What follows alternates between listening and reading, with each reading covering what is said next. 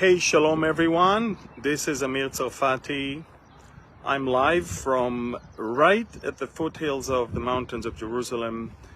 Behind me is Latrun, which is according to tradition, where the good thief that was crucified next to Jesus came from. Very, very important update on something that if you're not following me on Telegram, you probably never heard of, and I'm talking about a very significant agreement that has been signed just a couple hours ago in Beijing between Iran and Saudi Arabia. It's a big thing, and you all need to hear about that. And it has a great, deeper meaning. Let me wait for some of you to connect, and then we'll begin again. If you're not following me on Telegram, you probably never heard that right now in Beijing, the Secretary of the Council of Security Council of Iran, Ali Samkhani, just signed a deal with or an agreement with the Saudi Foreign Minister, which is to renew the bilateral relations between Iran and Saudi Arabia, based on a previous agreement that they already had, but later on they closed their embassies due to Saudi execution of Shiite clerics that the Iranians were very angry about. Now, why is it such a big blow?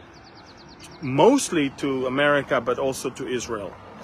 Part of the agreement is that both countries will, I would say, they will respect each other's sovereignty, which means that, and I'm sure that somewhere it is buried in all the different points, that Saudi Arabia will not allow any attack on Iran to come from its own airspace, which is making Azerbaijan one of the only options for Israel to operate if we want to strike on the Iranian nuclear sites. The second thing is this. Why is it such a big blow? After 2019, when there was an Iranian attack on Aramco, Saudi Arabia's largest oil company, Iranian drone attack, and the very weak U.S. response, the Saudis realized that Iran is bigger, stronger, and more dangerous, not just generally, but to them personally.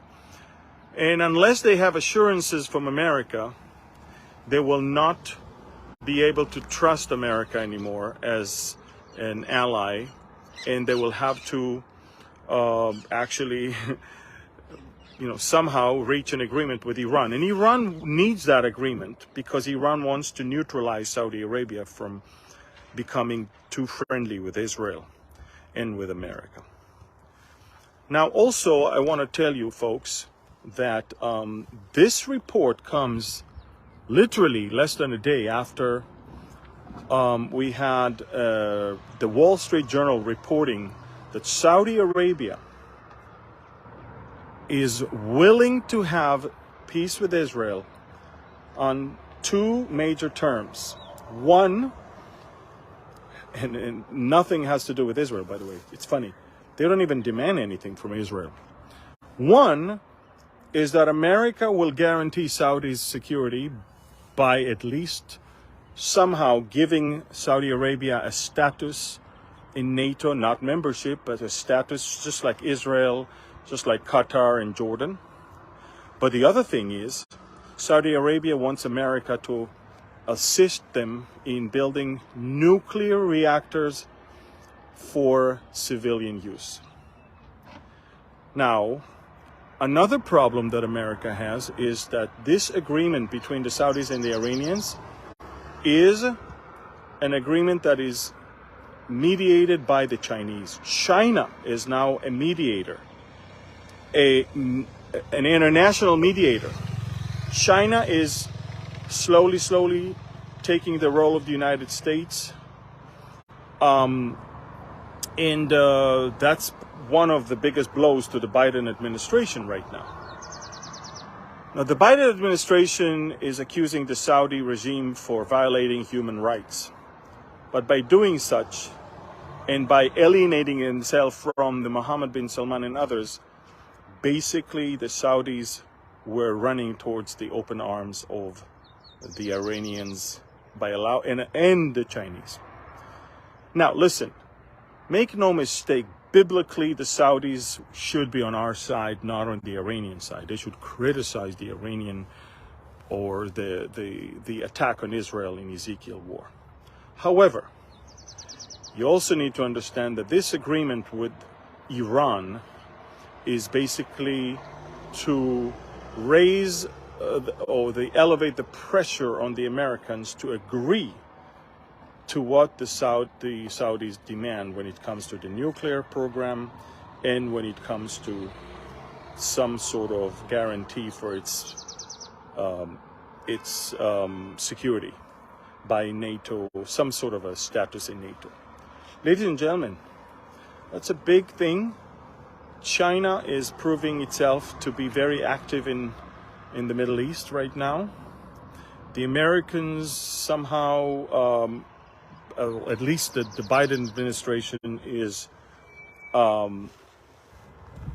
losing big time, and Israel's window of opportunity to attack in Iran is smaller, and Israel's way to attack in Iran is limited now. All of this is very big. These are big news. You can follow me on Telegram for more information about this. But again, the Chinese flag is now in between the Iranian and the Saudi flags in Beijing as China mediates a restoration of the bilateral relations between the Saudis and the Iranians. And again, the troubling part of this agreement is the fact that Israel will probably not be allowed to use Saudi airspace if we want to strike in Iran. I'll give you more updates, more on this development, more on stuff that is going on. Follow me, please, on Telegram if you are not doing so yet. There's so much is happening, and I cannot and will not be able to do all on video. So download Telegram Messenger, find Amir Tsarfati. I've got over 320,000 subscribers, and join. It's free and it's news around the clock. All right? Thank you. God bless you. And I'll talk to you more when there's new things to report. God bless. Bye-bye.